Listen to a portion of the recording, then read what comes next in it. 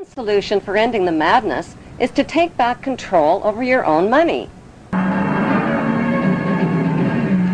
Sweet. Right now, your money is in the hands of the ruling families who own all of the world's banks, including the privatized central banks. How did they get to be so powerful? It started with the very first banks. In the beginning, banks were a safe place for people to store their gold. When the bankers discovered that people left most of their gold in the bank for safekeeping, they started lending out the gold that didn't belong to them and charging interest on it.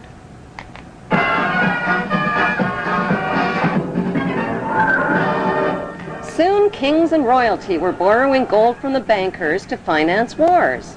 Since wars were extremely good for business, the bankers started stirring up conflicts that led to more wars. Then they lent money out to both sides of the wars and collected huge interest rates.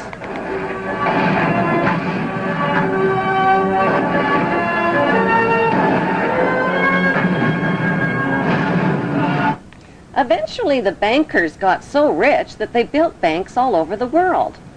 They made millions in interest just by loaning out other people's money that didn't belong to them. They bought mansions and fancy clothes and hosted extravagant parties. The royal families of Europe became the banksters' biggest customers and rewarded them with high society titles like Lord and Baron and Sir. Using their money and royal influence, the banksters changed the laws of nations so they could put the world's central banks, mints, and money supply into private hands, their private hands. Out of every $1,000 that each of their customers deposited in their banks, they kept only $100 on hand. They took the rest of their customers' money and made loans with it, invested it, and started up other businesses, like the steel business to create rails for their railway companies, to transport oil for their oil companies. Pretty soon, the banksters' new businesses grew into giant corporations. Those giant corporations turned the world's oceans, lakes, rivers, air, and soil into corporate toilets.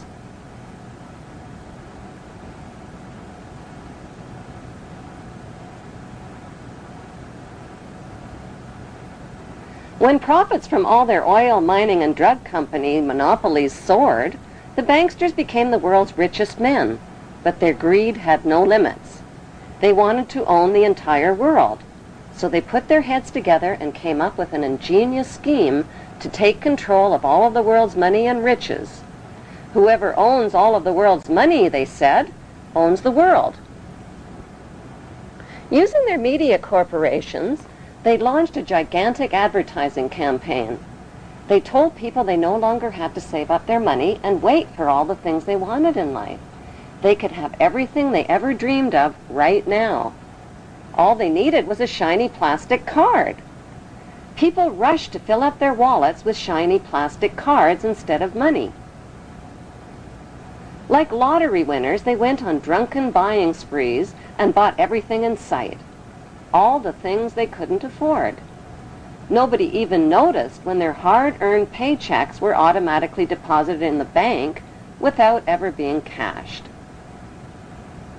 Suddenly, people's bills, fines, taxes, and purchases were automatically deleted from their accounts, and paying by check quickly became unfashionable.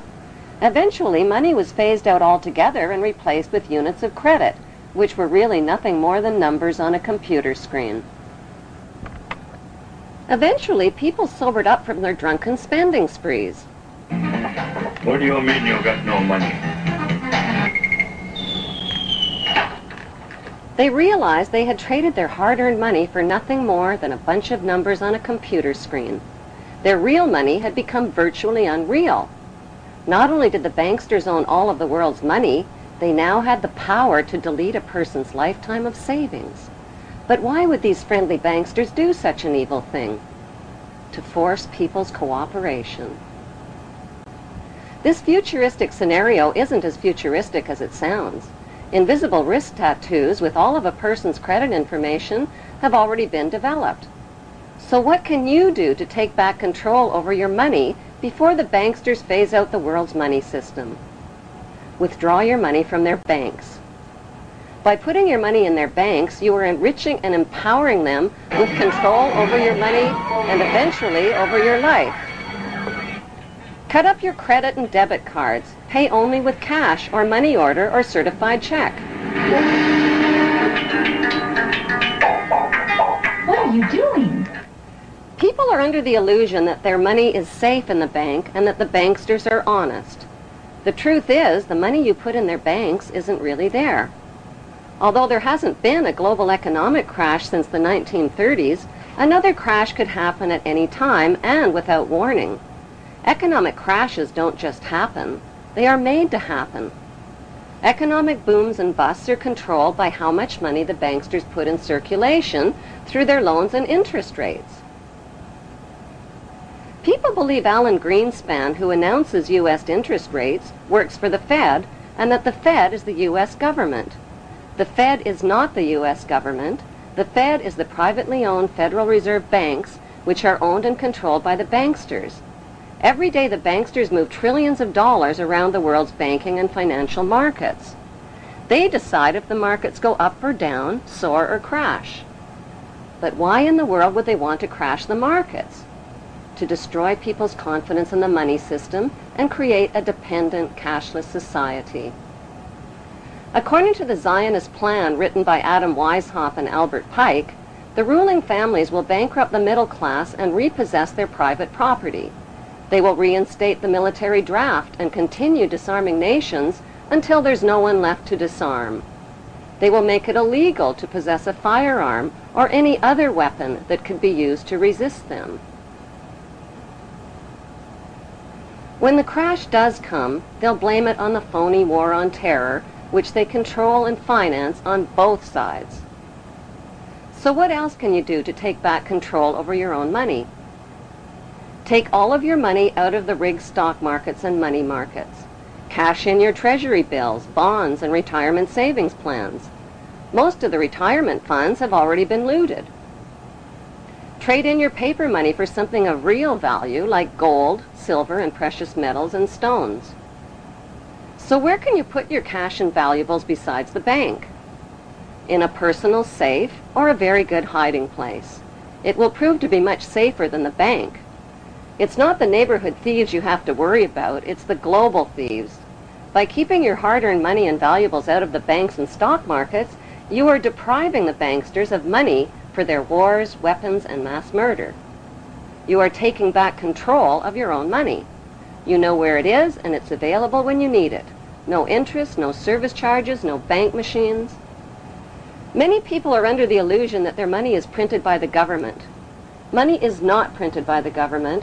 It is printed privately by the banksters, who stamp it with their Masonic symbolism.